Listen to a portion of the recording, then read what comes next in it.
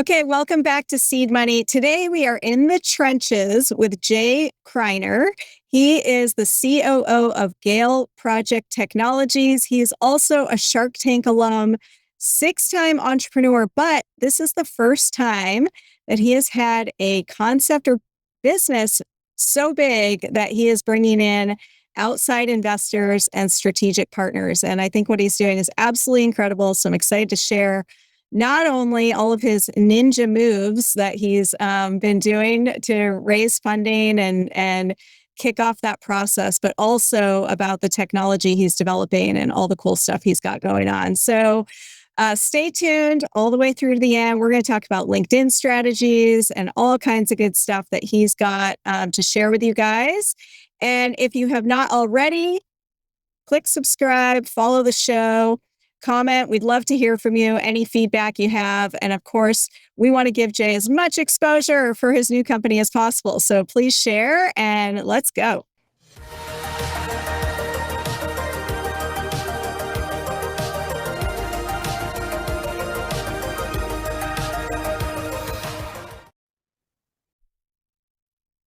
Okay, Jay, welcome. How's it going today? Hey, Jayla, thanks for having me. Yes, this is fun. We connected on LinkedIn and we were like, whoa, we were both Shark Tank people back in the way back days. In the day. Early. What season were you on again? Season 4, episode 1. Oh my God, that's right. I was season 5, the last episode. So we were like a year apart there. So obviously it is funny, as you know. I think people still love hearing that Shark Tank story. So I gotta hear yours today at some point during this episode. But let's kick it off with what you're doing right now. So you are in the fundraising process. I think, this is something people don't talk about a lot when they're in the fundraising process because it can be, a roller coaster and you're kind of just head down, grinding, building your company, trying to raise the money. So I appreciate you taking the time because I think it's really easy after you close the funding to share the story of, yeah, I got the funding, and you kind of forget all the little things you did to get there. So I think it's really valuable for you to kind of share your experience where you're at this point. But if you want to kick it off, let's hear your 45-second pitch for Gale, because I think not only is that super valuable for people to hear, because a lot of people don't have a 45-second pitch, and I think it's really important. So let's hear it and let's tell everybody what you're up to. Hi, I'm Jake Kriner, CEO and COO of Gale Project Technologies. Imagine a remote environment and there's an emergency situation. First responders don't always have the time and resources to identify what they need prior to getting there. This is why we created the Gale system, a fully remote and autonomous monitoring station with internal drone deployment capabilities. This will save time, resources, and lives. I'm seeking $500,000 to get through our prototype phase to hit a milestone. If you have interest, please reach out through galeproject.com. Dude, nice work. That was amazing. I mean, you clearly described what you guys do, who you're serving, where you're at, what you're looking for, and you did all that in 45 seconds. I think people underestimate how quickly and concisely you can get, your point across. So talk to us a little bit about how hard was it to get down to that 45 seconds? There was a lot of talking in the shower. So yeah, when you have something such as like technology or that's more in depth than just a physical product I can show you, or, a technology, it's complicated. So trying to address very quickly a story. The best pitches are stories because it engages people. It makes them think outside the box and create their own visions of what's going on. So I really wanted to try to do that. And it took me a long time to really narrow down all the cool stuff I'm working on to get it into just, here's the problem, here's the solution, and then here's the, ask at the very end. So it was difficult, but I think I didn't even write it down. I just went over and over and over, and I self-recorded myself so many times. And I was like, okay, that was 3 minutes. Then I got down to a minute and a half, and I was like, well, cut this out, add this, add a pause so you sound good, and then you nailed it. That's amazing. Great advice. I think recording yourself is such an important piece. It seems weird, but I mean, It's worth it. yeah. Okay, so you were on Shark Tank. I think obviously Shark Tank's its own little weird, crazy ecosystem. How are you finding? Tell us a little bit about like your experience right now going out to raise money, and maybe how that's different from the other companies you've built, and different from, going on Shark Tank. Yeah, a lot of the other stuff I was doing was a single product base and pretty inexpensive to produce. So that was an easy one to self fund. So this being the biggest and the sixth of my most recent endeavor, it, diving in, I knew it was going to be harder than just something I can make at home, do a prototype by myself. The technology in the back end, there was so much more involved. So I knew I created a product that answers a problem. Now, then I just reverse engineer everything. How do I start to build it? What would it do? What processes do I need to put forth to make this thing a full product at the end? And that was really difficult. And it's way different than definitely a beverage holding belt buckle from Shark Tank. Nobody even needed that. And I always joke about it. If anybody can say they've created the dumbest product, I was me. I feel like I still did that. But coming back to Gale is way different. This is the first time I've had to raise funds. That approach is completely different because just to reach the next milestone, it takes hundreds of thousands of dollars. That's just not something I didn't find that lotto ticket recently, but that's what it might need. And I think sometimes too, even still with something you're doing this big, like having strategic partners and investors, I think is a good thing, right? It's not.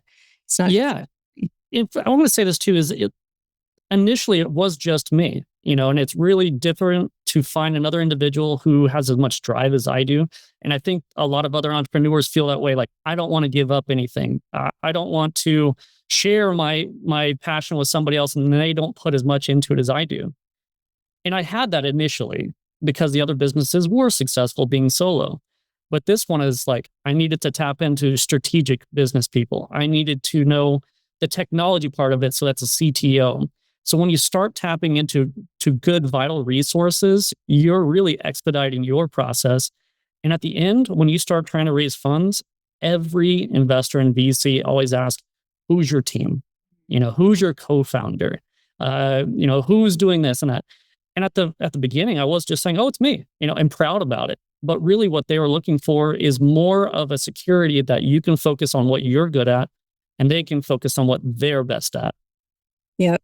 Yeah, it totally makes sense. I mean, it is a lot of trust. If it is just one founder, you think you're putting a lot of trust into that one person. You know what I mean? And there's a lot of risk involved. It's one person, anything can happen. Not saying that an accident would happen, but what would happen to the company they funded if one thing were to occur? Yeah. So yeah, you got to create that support system too. It's tough to find like-minded individuals that are driven, but you can definitely have a team and you got to step back. And that's where I'm at too, is step back. I'm not the expert in this. Tap into your resources or get that support system around you to help you through, because it's going to be difficult. I mean, it is patchy and I wouldn't say sketchy, but it is a scary time to go through trying to find investors. Mm-hmm. So talk to us a little bit about your timeline. When did you start this? How far did you get before you decided you need to raise funding, or did you decide at the very beginning, like, okay, I'm going to get it this far, and then I know I need to raise money, I'm going to go do it? And when did you start, like, the process of raising funding? So I think you did something unique there, but not everybody does it. They should. And so I want you to talk about that as well. So I knew that I could do initial stuff. If you're having a company that has a product that you need to design, I did a lot of that design in-house. But then you start getting into professional stuff and need to farm that out because it gets better and fine-tuned. But knowing that I needed funding was probably 3 months into it, knowing the scale and the direction that product could go. We could always say it's $1 billion company, right? But until it gets there, it's not. Mm-hmm. But my dream and passion is, yes, it will be. So I knew then this is bigger than my britches. I was like, pump the brakes, we're going to need to reapproach this. So I hopped on to LinkedIn That's one of the best professional platforms. You know, at the time, I want to say I had less than 1,000 connections, but I started to go in, and this was kind of my sneaky tips here, is I was going through and I started first identifying I need funding, right? Well, who funds people? Is it angel investors? Is it VCs? Is it wealth management firms? There was a whole lot of people that I knew I could tap into. So I got on LinkedIn and I started adding as many, like no joke, until it told me I've reached my limit for the week. I was adding so many that I could, and I don't know a single one of them. But I didn't put on my LinkedIn that I'm looking for funding. I did not like put it out there that I was going to tap into them later. So a lot of them were more inclined to accept the connection or open a conversation because at that point I wasn't asking for anything, but the plan was to. So if I could open that dialogue and get my foot in the door, that was all I needed. So by month 9, I was like, okay, now I've got like 1,000 VCs in there with direct connections. Now, anytime I post something on LinkedIn, a percentage of them are still going to see it without me messaging them directly. So that alleviated a lot of the cold calling in a way where they're not going to answer the phone or they're not going to respond to your email. I'm going to be populating in their LinkedIn almost every week in some way through the algorithm. So that was my sneaky approach of knowing I needed funding, but then how to get into that. Super smart. Yeah, I think building that network ahead of time, because it's networking, it's numbers, it's like weeding through to find the right people. Love that strategy. And that is so easy that anybody can do, even if you're busy. You can sit on your couch for 30 minutes at night and click add, search, add. It's funny. I think there's often times where I try to max out my LinkedIn clicks, or ads. I'll just sit there and I'll be blindly doing it on my phone because it is the fastest way. You're just checking boxes and add, and I was going through until, it stops me. And it wasn't like the Facebook thing where how many friends do I have, show my popularity. I was trying to share my reach. So if I did have a post or if I needed to network a certain industry, I already had that resource in the background that I could tap. So, VCs and wealth management and all of that, that was a great way to look for funding. But I started doing it for my direct competitors. Mm-hmm. And that was another strategy that most people won't try to do because they're afraid someone's going to try to steal it or shut them down. I did this to get them on my side first, open up conversations in a friendly manner versus a threat. So I went in and I found every competitor I think I would be a direct one to. But in the back of my mind, and this is me just thinking I'm sneaky, what if the company got big enough one day, they want to acquire it? So yeah, I was trying to find any which way and anything I could. Super smart. And real quick, to find those, were you just searching, like what were you searching on LinkedIn to find people that you thought might be, a good potential fit down the road? And how LinkedIn does work when it comes to titles will be what they put under their header, their name. It'll be like VC or angel investor. That's how, when you search that, it will pop up those folks.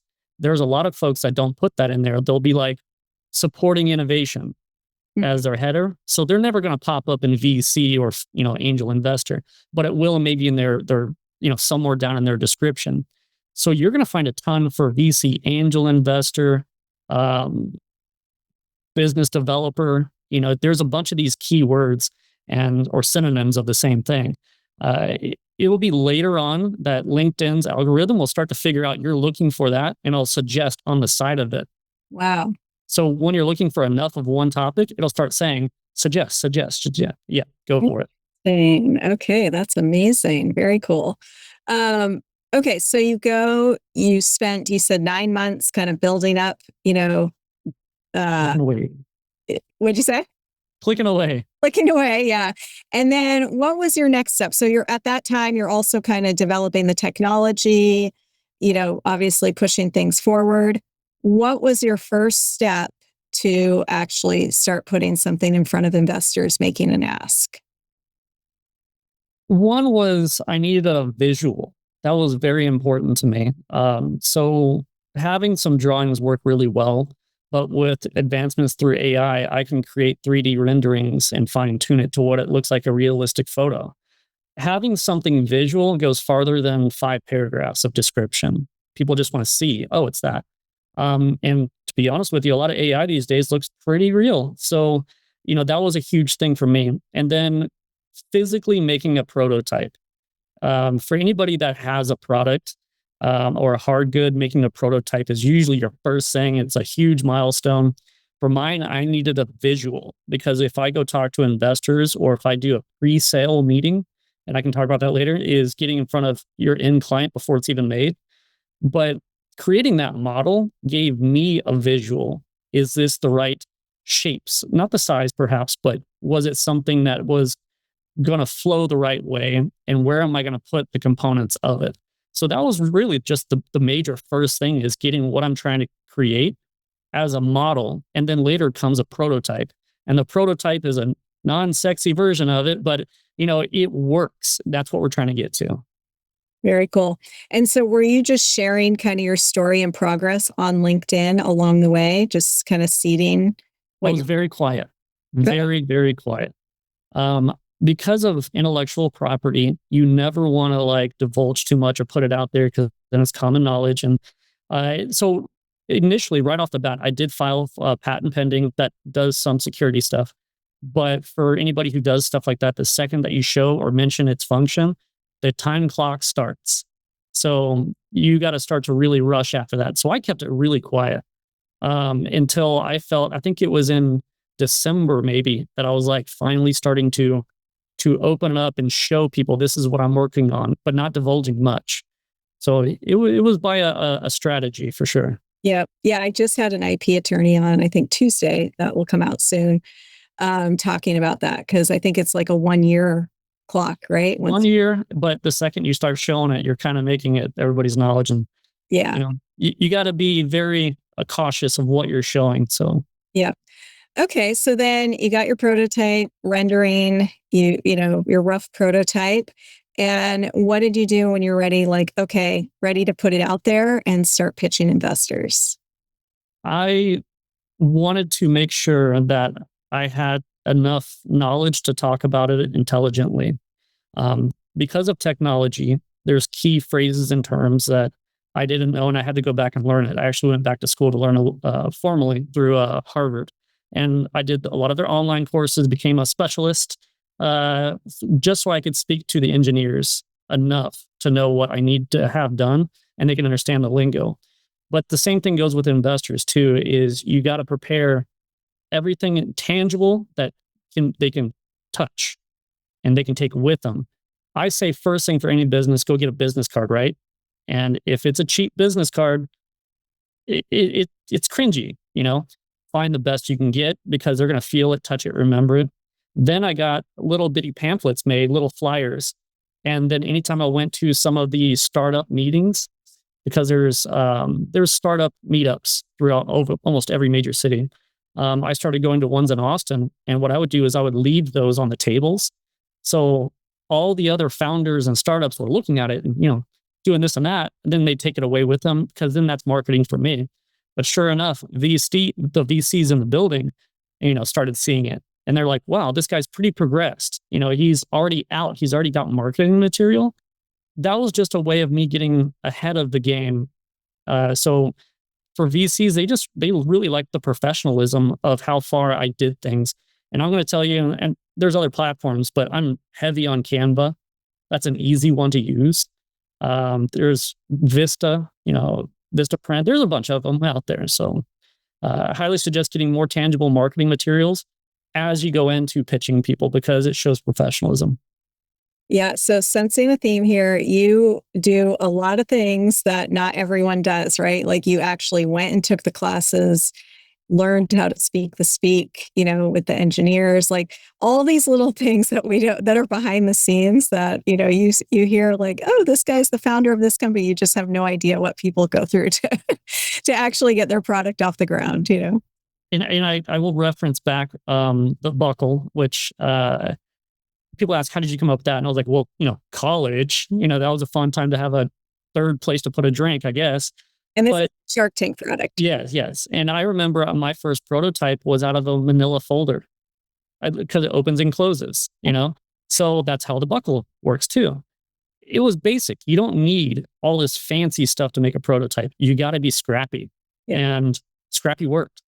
So it is way different now with what I'm doing, but it is the same mentality of knowing you got to start somewhere. And I've done this enough times in a professional career. I've done it for other companies, but knowing how to launch it right out of the gate is detrimental. Like if you could fail instantly if you did it the wrong way.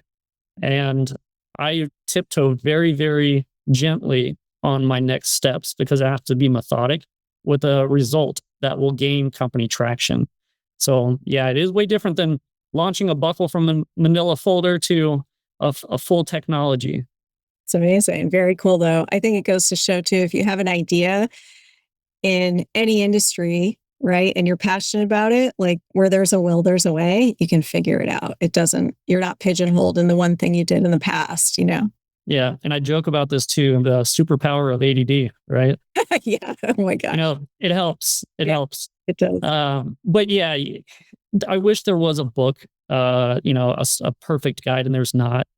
But with my background and everything I've done in the past, all I did was just reapply it and knew exactly the path I had to go.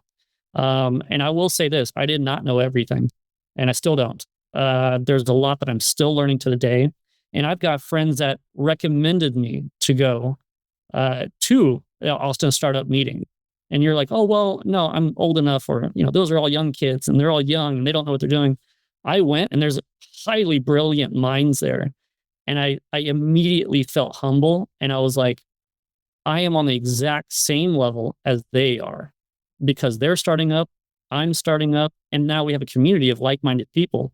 And you can tap stories or conversations or ideas off these people. So I would highly recommend that too. I think on one of your other episodes, do you go through, meetups or accelerators? Yes, 100%. It helps tremendously. All of the above, right? Yes, all of it. Much everything. So you've got, the other thing I just quickly wanted to say there is, I think it's a fine balance between, perception is reality, right? I'm not a huge fan of this, like, super fake it till you make it kind of thing. I think it's a fine balance. Like, yes, you need to be confident. Yes, you need to visualize yourself, like, at that point, to just connect the dots and get there. But there is a real thing with having those marketing materials will catch someone's eye and make you think you're, okay, this person is farther ahead. Like, if you don't put that stuff out there, I don't know, it can work against you also. So I love that. And I think that is one of the keys to getting funding. The more prepared, the more dialed in, the more you can have all, your ducks in a row and professional materials and marketing materials and all of that. You don't have to spend a ton of money, but you can make things look quality and have a good presentation and leave a good impression. And impressions are so important, out of the gate. You really do only get one shot to kind of make that first impression. So what are you doing now in terms of, like, I think you just kicked off your official, like, raise, right? And you're trying to close around summertime, is that right? Yeah, July 30th, I think it is. Okay. So what are you doing right now? Are you just kind of taking investor meetings? What's your current strategy? Where are you at? I feel like I'm not doing what I'm supposed to be doing. Yes. So the investor calls started. So if I launched my seed funding on April 1st, it was a pre-seed. Mm-hmm. I think it was the week before I started reaching out to all of those contacts that I had made on LinkedIn and so forth. The week prior, I was on the phone unexpectedly 5 days a week, almost every day. One person would say, can we set up something on Thursday at 1 p.m. and another one Tuesday at 8 a.m. Like, it started filling in extremely quickly. And the second that I said, to other people, hey, I'm actually, open, it was kind of like the buzz. People do talk and you mention it freely. at that point. So by doing so, and through all the events I go to, my days just started filling up every day. And a lot of it had to do with my own efforts. It was a word of mouth thing, but if it wasn't that for me to make a giant list of every VC I could possibly find, go to their website, and this gets creepy, right? This is where we find every single person's email we could. We make a master list, and then we make an email, that's very short and sweet with some photos to capture their attention. And maybe you shoot for 10%, you get some response back. And out of that 10%, say 90% of them are going to say no. So you just start to prepare yourself no's. But what I started to feel was every single VC call was training, because I already knew who I was talking to. They're above me. I'm pre-sales, pre-seed. They're not looking for me right now, but they're taking the time out of their day to give me 10 minutes. So they asked me all the right questions that I needed to practice on.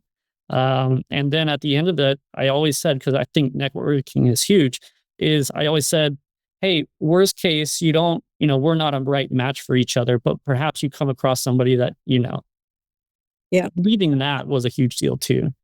So, I think we're on week 4 of the funding. Finally, about a week ago, we had a call, and it was building up to that point.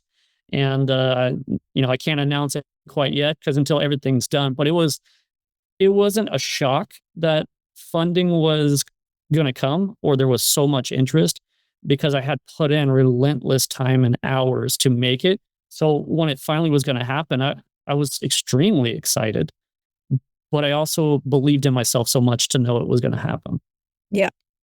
And I think, you're going to put in that time and effort no matter what. So to put it in ahead of time, like you did, and not go through the agony of getting 9 months of no's because you're not fully ready and are slowly building up the network while you're getting no's. Like, I think you did it in a really smart way where you built up the network and then you went out with a full, push. That in itself, from a motivation, confidence standpoint, is going to feel much better to do it the way you did it. You know what I mean? I think, and the confidence and the motivation and staying motivated is so important. It's such a mental game. It's very, very difficult. And for 2 reasons. Some people don't have drive. Drive isn't something we can be taught in high school or college. And I say this all the time, you either have it or you don't. And if you don't have the drive to really hammer at some of these certain topics, such as marketing, that's where your co-founders and your other people come in and they pick up that slack. The other part of it, which is a huge thing, and I think it's across the board the same, is how do you do this with no money? How do you launch? I tell this, if you have a full-time job, keep cranking. Keep doing that. Fund what you're going to be building, as long as you can.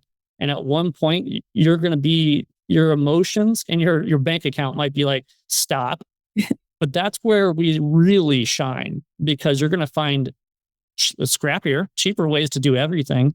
And it's going to show a lot more other people that you're not just a one and done, or when pressure happens, you quit or you fail.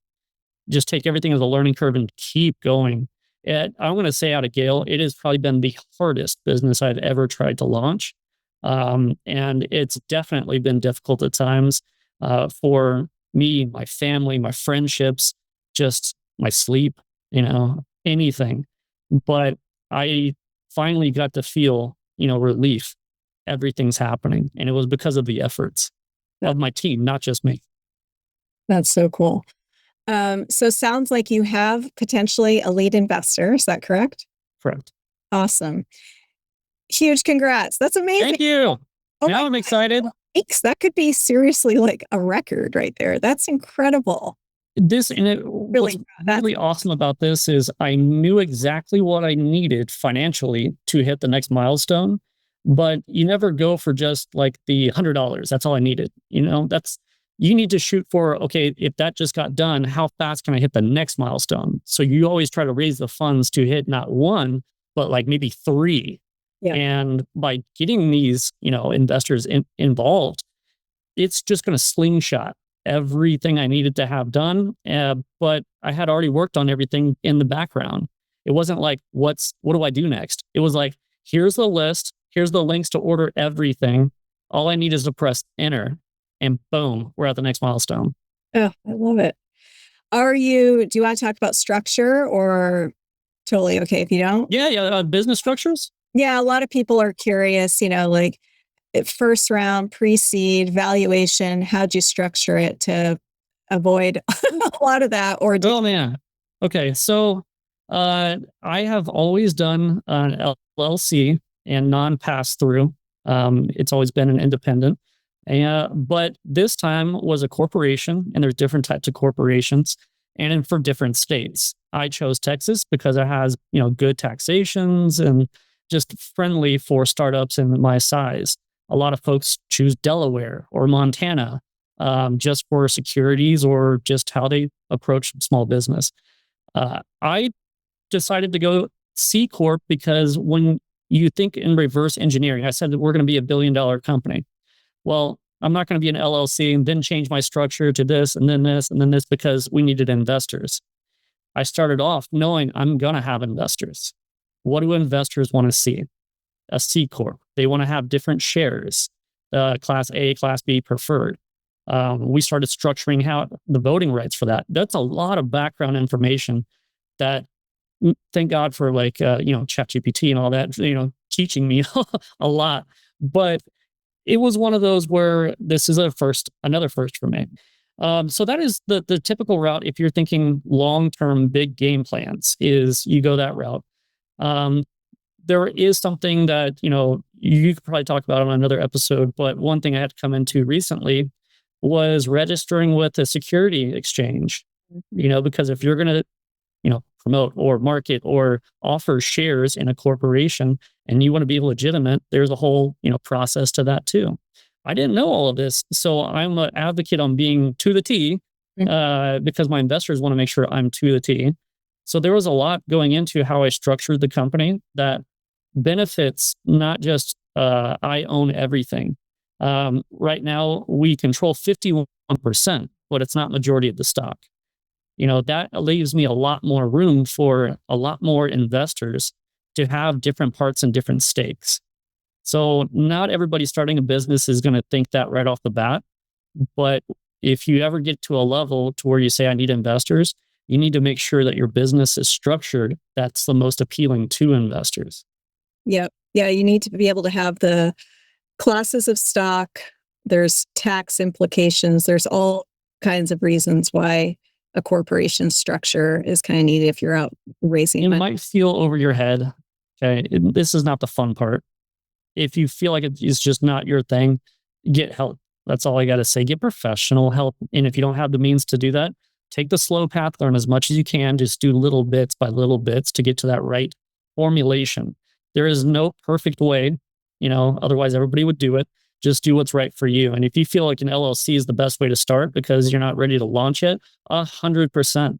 I tell this to anybody. If you got a small business, LLC that thing, and then there's so much more benefits to having a business too. Yeah. Oh God. Yeah, totally. I know I found a law firm who was willing to do all the upfront corporate work and get paid upon funding. So there are ways to do that as well. Sometimes the bigger law firms, it's like they're willing to take a risk on startups in hopes that you'll, grow and be a long-term client. So it's worth just talking to different attorneys, talking to different law firms with what your vision is for raising money and kind of seeing what the options are. There's so many resources and people willing to help. And I don't think people know to ask or how to ask. Yeah. One of the best things I learned years ago was building a relationship with a smaller bank, because, there's the big conglomerates. Of course, they're everywhere, but there's also your local or regional ones.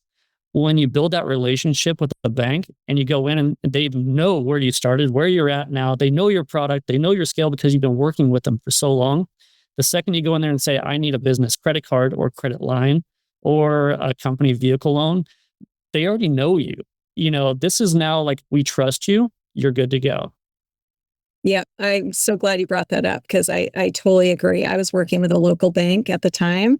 And also, their business development person made like so many introductions for me. It was amazing. I mean, they know a lot of people in your local area. So, yeah, that is a great recommendation. Is And it's kind of funny is like, how do I raise money? I was like, why don't you go where everybody puts their money and ask? okay, so 500,000, build your prototype. What comes after that? After that, we're going to make it into a prettier version. Okay. Um, so the way I've structured and done my business was concept is pre-sale, meaning I can meet with my end users. Let's just call it the local fire department here would like it. So they can do what is called drone as first responder. I presented to them like a pitch, yeah, in a way. And I said, look, guys, I'm not trying to sell you. I just want feedback. So that was my sneaky way in the door.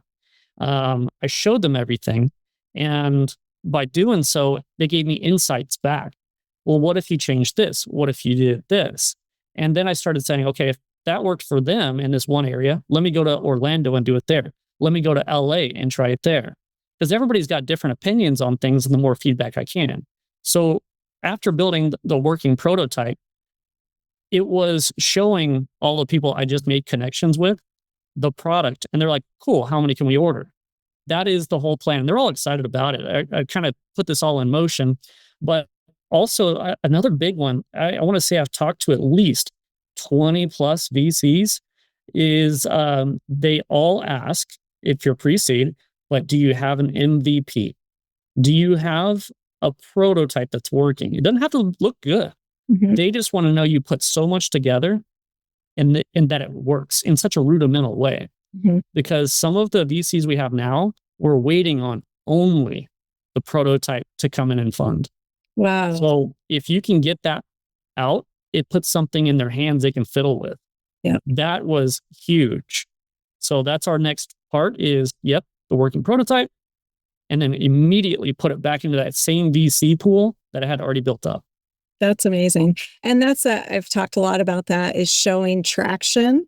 So you start the relationship and just the fact that you're going back to them and they see that you're still pushing ahead and you got to the next step without them. Huge. I mean, that in itself, back to your point about do you have the drive to keep going? They want to see proof of that. And you're kind of proving that with your, traction and milestones. Um, Okay, so after the prototype, VCs are, do you have a funding goal after that, a raise to go out and go to market, or just kind of a high level, what's the goal? You know, this will change probably by the day, just like my pitch decks. I think I'm on version 78.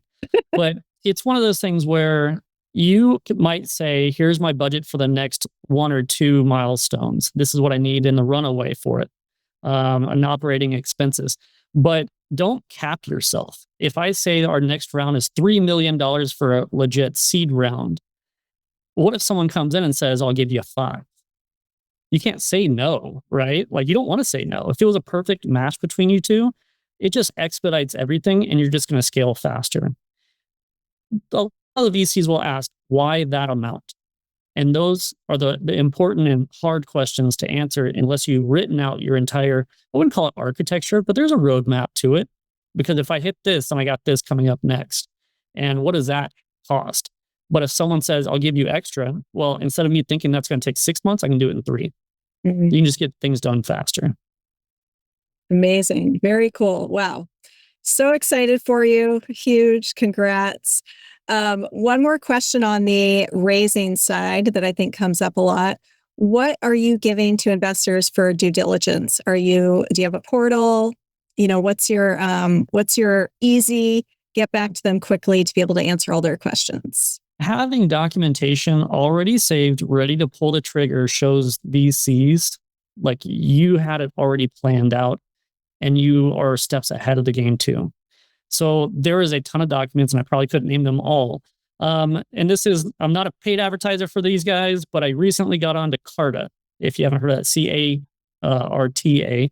And it was an equity management platform, and there's many out there, but it literally made a little checklist. Do you have your, I guess you could say your risk assessment, because you need to offer that to people so they obviously know what risks are. Do you have a stock purchase agreement? You need to have all of these things written out. We obviously have our IP. We ask for NDAs if they're not an investor quite yet to dive into that. But having any documentation you can on your business structure, your stocks, your offering, your valuation, how you got to that. And then your cap table is a big one. That means how many shares do you have? And at the end of the day, you have your bank statements, right? Your balance sheet. Well, in most startups, that starts with big Yeah. fat zero. That's an easy one to create. Just make a sheet that says zero a bunch, right? But at the end of it, you need to understand too, and this is something I always put in the background is I started this company. I acquired cost along the way. There was debts that occurred. So I put everything that I've gotten to as a valuation, such as the IP, is a asset. But at the bottom, founder's debt. Everybody needs transparency. And I'd like all my investors to know I've been bootstrapping this. If we hit a milestone or a sales goal, can we look at repaying some of that? Mm. And some of them say, no, that's fine. I just want to know where we stand on that for transparency. Yep. And some of them will say yes to that. I mean, Yeah, I think a lot of people do. mhm. They understand, you spent your hard time money doing this. Yeah. And now you're asking for their money and it's not yours. So you got to stick to the books on things. Yeah, totally. No, that makes sense. Okay. Quick pivot into, 6 companies. You went on Shark Tank. You're now out pitching investors. What do you do from a mindset perspective to, achieve all you have, go out after investors, get through Shark Tank? Like what's your kind of any mindset advice for people in that process? Because I think it is a big mental game, and you gotta have confidence, but you have to have ways to just kind of keep boosting your confidence too. Yeah, and there's different types of folks out there. There's extroverts and there's introverts. The introverts aren't going to be the one to volunteer to do a pitch at a meetup. That's not for everybody. It really depends on your product and the category and sector it's going to fall into of what you're going to end up trying to do. If you're opening a coffee shop, you're probably going to try to figure out where's the best coffee shop location. Where if you have technology, what problem is that solving? For me to bounce around all the different, concepts, ideas, and businesses I've had to get to here, I wouldn't say it's OCD, but it's like definitely I've come up with 100 other ideas, but I didn't pursue them. So why this one?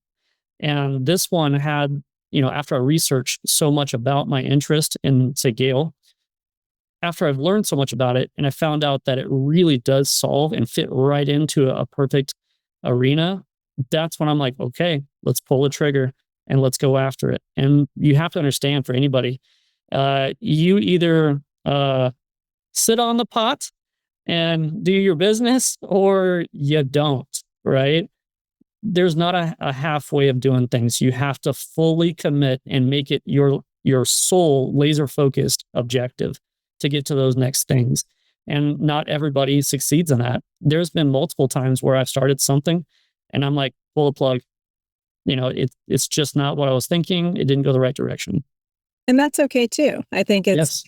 And I think that's one of the lessons is, and that's what I love about life is like, I don't know what I'll be doing in 10 years. And I love that. I might have I've never done a tech product. I don't think I would, but maybe I would. I have no idea. You know what I mean? So I didn't think I was going to do this. I came up with the concept in 2016. That's a long time ago for drones or anything like that. But I 100% did not think I would ever be doing this here now, So when someone says, where do you think you're going to be in 3 years? I'm going to be like, in space. Yes. Yeah. Where else am I going to go? So, yeah. Love it. That's amazing. Amazing, Jay. Well, okay. If somebody wants to get in on that next round, because I think you're going to be very successful with this and help a lot of people in the world, which is even cooler. Where do they find out more? How do they find you on LinkedIn? And if you're open to people getting in touch with you? So LinkedIn, you can find me through my name, Jay Kriner, and maybe you guys put it in the links or not, but it's easy to search. And then on our website, pretty easy, galeproject.com. Love it. And go through there, have fun on the website. There is a shout out I want to do real quick though. If you go to the website under merch, I found one of the patch artists for NASA who makes their patches and designs them. He made Gale's first mission patch for us, Tim Gagnon. So thank you, Tim. That's super awesome. And we have a historic piece now, and we're going to put that on some of our branded materials to kind of get it out there. That's cool. I love it. Yeah, you've got a lot of cool stuff going on. Great idea. Amazing. Well, thank you so much for being on. This was really fun to connect. I'm excited to continue watching the journey, and we'll have to have you on again, maybe in like a year when you're hear all the incredible progress and your next ninja move. A few more gray hairs. That's all the difference. That's it. That's what hair dye's for. I've got that. Amazing. Okay. Well, thank you guys for joining today. If you have not subscribed, go ahead and do that or follow. Would love to hear from you. Add a comment down below. Reach out, seedmoneypodcast.com. Would love to hear from you. And we'll see you all next time.